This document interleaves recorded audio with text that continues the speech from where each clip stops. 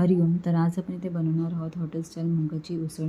इथे टोपामध्ये मी तेलामध्ये कढीपत्ता, बारीक चिरलेला कांदा, 4 ते 5 लसूणच्या पाकळ्या ठेचलेल्या आणि बारीक चिरलेली मिरचीची छान तेलामध्ये अशी परतून घेतली आहे. कांदा इथे छान भाजला गेला की आपण त्यात टोमॅटो टाकणार आहोत बारीक चिरलेला.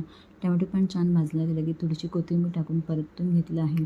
त्यानंतर हळद, धने जिरे पूड आणि लाल तिखट असे सर्व जिन्नस घालून इथे थोडंसं परतून घेतलं.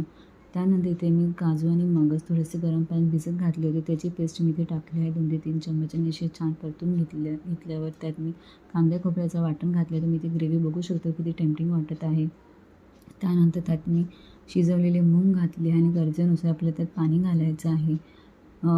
थोडीशी अशी उकळी येऊ लागली की त्यात आपल्याला इथं मीठ घालायचं आहे चवीनुसार आणि छान उकळी आली की त्यात थोडंसं मी गरम मसाला घातला आहे.